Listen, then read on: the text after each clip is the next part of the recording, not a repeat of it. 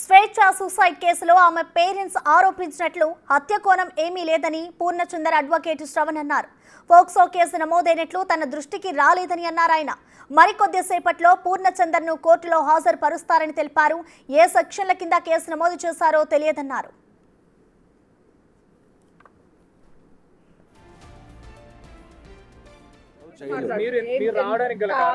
లేదు, ఏ సెక్షన్స్ పెట్టినారు ఒకసారి ఆ సెక్షన్స్ ఏం అట్రిబ్యూట్ చేశారు అని చెప్పి తెలుసుకోవడానికి మాత్రమే వచ్చినా, కానీ నన్ను ఇంకా ఆలో చేయలేదు.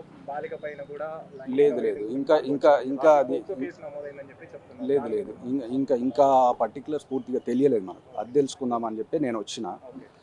ఇప్పుడు they are going to produce before the magistrate. అది ఎంతవరకు వచ్చింది, ఏ సెక్షన్స్ ఉన్నాయి, ఎఫ్ఐఆర్ కాపీ రిసీవ్ చేసుకుందామని వచ్చినా కానీ నన్ను అలో చేయలేదు ఏసీపీ గారు. కొద్దిసేపు నేను వెయిట్ చేయాల్సి వస్తుంది. లేదు ఇంకా కన్ఫర్మేషన్ లేదు కన్ఫర్మేషన్ లేదు. నాకు ఒకవేళ కన్ఫర్మ్ అయితే మీకు చెప్తాను. అంటే వాళ్ళ పాప మాట్లాడుతూ కూడా గుడ్ టచ్ బ్యాడ్ టచ్ చేశారు అని కూడా చెప్తుంది, మిస్బిహేవ్ చేశారు. అదే ఒకసారి అటువంటి కంప్లైంట్ ఏదైనా if it is lodged by the daughter and also if the section is altered, I will let the media know everything. ఇంకా అక్కడి దాకా రాలేదు, నన్ను అలో చేయలేదు. ఓన్లీ తాను మీడియాకి రిలీజ్ చేసిన లేఖ మాత్రం నాకు తెలుసు, అంతవరకే. అందులో ఏం జరిగింది డీటెయిల్గా రాశారు, అంతవరకే. అంతకు మించి ఇన్స్ట్రక్షన్. అవునవును, నేనున్నా పర్సనల్గా ఇంకేం మాట్లాడలేదు. ఒకసారి సెక్షన్స్ వచ్చినాక రిమాండ్కి వెళ్ళేటప్పుడు నేను ఇన్స్ట్రక్షన్స్ తీసుకుంటాను, ఎందుకంటే బెయిల్ అప్లికేషన్ వేయడానికి I should also have all the instructions from him. Legal proceedings, remand process జరుగుతుందా? ఇప్పుడు రిమాండ్ జరుగుతుంది. అందుకోసమే సెక్షన్స్ ఏం పెట్టారు ఎఫ్ఐఆర్ కాపీ రిసీవ్ చేసుకోవడానికి వచ్చాను. ఇంకో half an hour or 1 hour. అంటే ఆమెని మర్డర్ చేసి ఆ తర్వాత హ్యాంగ్ చేసి లేదు సార్, అదేం లేదు, అక్కడి వరకు ఏం లేదు. మరి ఎఫ్ఐఆర్ కాపీ వస్తే అట్రిబ్యూటెడ్ సెక్షన్స్ చూపెట్టి నేనే మాట్లాడతాను మీతో. దీనికి సంబంధించిన పూర్తి డీటెయిల్స్ ని మా ప్రతినిధి సుజాత లైవ్ ద్వారా అందిస్తారు. సుజాత, మనం చూస్తున్నాం ఇటు స్వేచ్ఛ ఎప్పుడైతే ఆత్మహత్య చేసుకుందో అప్పటి నుంచి కూడా ఇటు తన తండ్రి ఒకటి ఆరోపిస్తున్నారు, పూర్ణచందర్ ఇటు తన మనవరాలిపై కూడా అసభ్యకరంగా ప్రవర్తించేవాడు అంటూ కూడా తండ్రి చెప్పుకొస్తున్నాడు. మరోవైపు అతనిపై ఫోక్సో కేసు కూడా నమోదైంది అన్నట్లు కూడా తెలుస్తోంది. ఇటు చూసుకుంటే అడ్వకేట్ ఎటువంటి కేసులు నమోదు కాలేదు, ఏం నమోదయ్యాయో కూడా ఇప్పటి వరకు మా వద్దకు రాలేదు అంటూ కూడా చెప్తున్నారు. సో దానికి సంబంధించిన డీటెయిల్స్ ఏమైనా తెలుసాయా? అసలు ఎటువంటి సెక్షన్స్ కింద ఇప్పటివరకు పోలీసులు కేసు ఫైల్ చేశారు?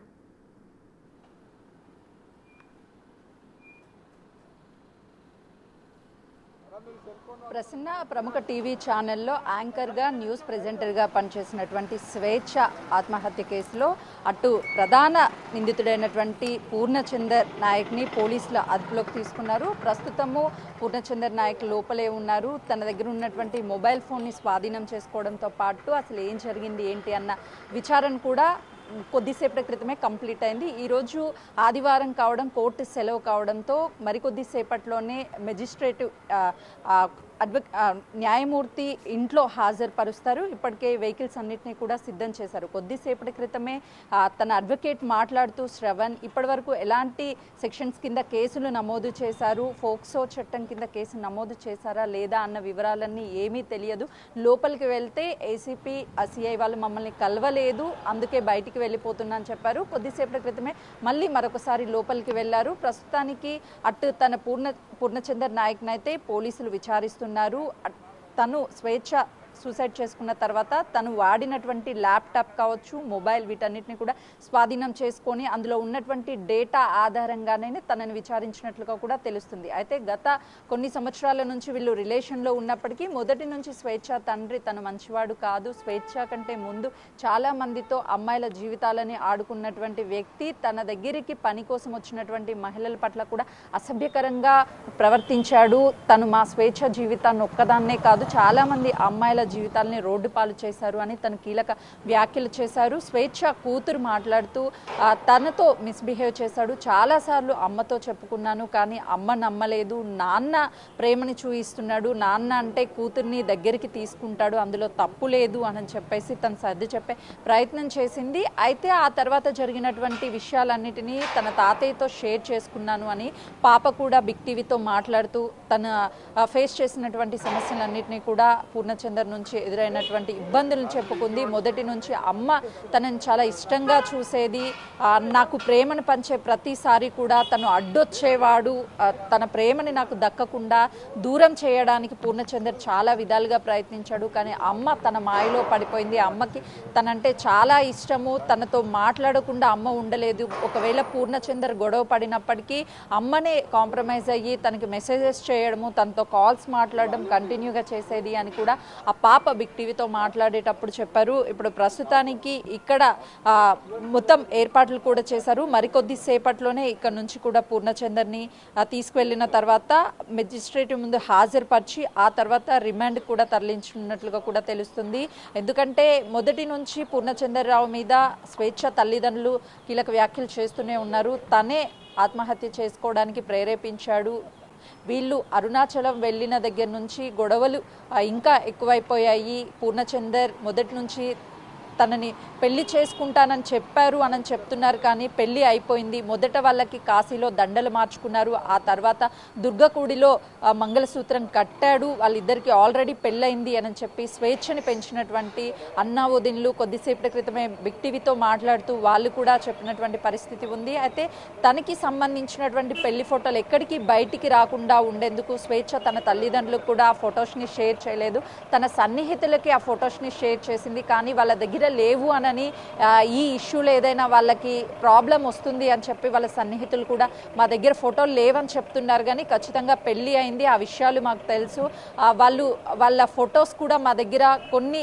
తను వేసుకున్నటువంటి మంగళసూత్రం ఫొటోస్ కావచ్చు అవన్నీ ఉన్నాయి అని చెప్పేసి వాళ్ళ కుటుంబ సభ్యులైతే ఆరోపిస్తున్నారు. ప్రస్తుతానికి ఈ కేసుకి సంబంధించి పోలీసుల ఇన్వెస్టిగేషన్ కూడా పూర్తి అయింది. కాబట్టి ఇందులో ప్రధాన కారకుడు ఒకవైపు స్వేచ్ఛ కూతుర్ని ఇబ్బంది పెట్టడంతో పాటు తనని కొంతవరకు తనని బ్యాడ్ టచ్ చేశారు అన్న ఆరోపణలు కూడా ఉన్నాయి. కాబట్టి ఫోక్సో కేసు నమోదైంది అని చెప్పి ఇన్ఫర్మేషన్ వస్తుంది. కానీ తన అడ్వకేట్ మాత్రము ఎలాంటి కేసు నమోదయ్యాయి ఏంటి అన్న విషయాలు తెలియదని చెప్తున్నారు.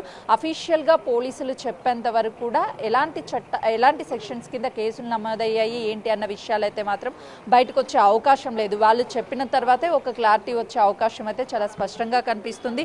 వాళ్ళ కుటుంబ సభ్యులు, స్వేచ్ఛ కుటుంబ సభ్యులు మొదటి నుంచి అటు ఈ కేసు అంటే స్వేచ్ఛ మరణించినప్పటి నుంచి కూడా ఆత్మహత్య చేసుకొని చనిపోయిన నిర్ధారణ అయిన అనంతరం నుంచి పూర్ణచంద్రరావుకి సంబంధించినటువంటి అన్ని విషయాలు చెప్తున్నారు. 4-5 సంవత్సరాల నుంచి వీళ్ళు కలిసి ఉంటున్నప్పటికీ 3 సంవత్సరాల వరకు తను వెంటపడి తనని ఒప్పించి స్వేచ్ఛని లివింగ్ రిలేషన్లో ఉన్నారు, పెళ్లి కూడా చేసుకున్నారు అని చెప్పేసి ఈరోజు చెప్తున్నారు. అయితే పూర్ణచందర్ నాయక్ ఎప్పుడైతే వీళ్ళని అరుణాచలం తీసుకువెళ్ళాడో ఆ రోజు కూడా వీళ్ళిద్దరి మధ్య గొడవ జరిగింది.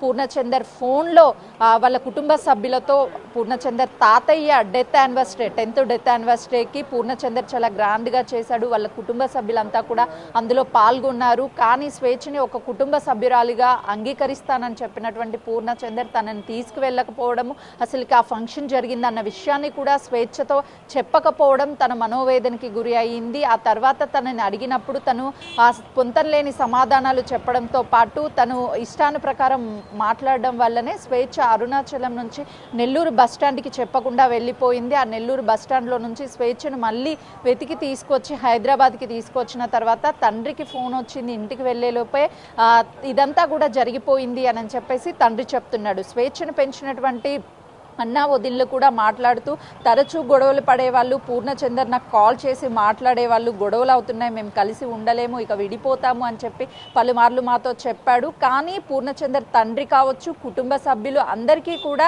స్వేచ్ఛతో ఉంటున్నాడన్న విషయం తెలుసు. స్వేచ్ఛను పెళ్లి చేసుకున్నాడు, ఒక కుటుంబ సభ్యురాలుగా కూడా అందరూ యాక్సెప్ట్ చేశారు. ఏదైనా ఫంక్షన్స్ ఉన్నా కూడా రావాలి అనని తీసుకువెళ్తాను అని చెప్పేసి చాలాసార్లు పూర్ణచందర్ స్వేచ్ఛకి చెప్పాడు. కానీ ఎప్పుడూ తీసుకువెళ్ళలేదు. ఈ 10th డెత్ యానివర్సరీ జరిగినప్పుడు కుటుంబ సభ్యులందరూ కలిశారు. స్వేచ్ఛని తీసుకువెళ్ళకపోవడానికి కారణం ఏంటి, ఎందుకు ఇంకా ఒక కుటుంబ సభ్యురాలిగా నన్ను యాక్సెప్ట్ చేయడం లేదు అని చెప్పి మనోవేదనకి గురి అయ్యింది. చాలా టార్చర్ చేసేవాడు అని చెప్పేసి అటు పూర్ణచంద్రరావు వల్లనే తను చనిపోయింది, ఆత్మహత్య చేసుకోవడానికి తనే కారణము, తనని శిక్షించాలి అంటూ వాళ్ళ కుటుంబ సభ్యులైతే డిమాండ్ చేస్తున్నారు. ప్రస్తుతానికి మరికొద్ది సేపట్లోనే ఇక్కడ వెహికల్స్ కూడా అరేంజ్ చేశారు.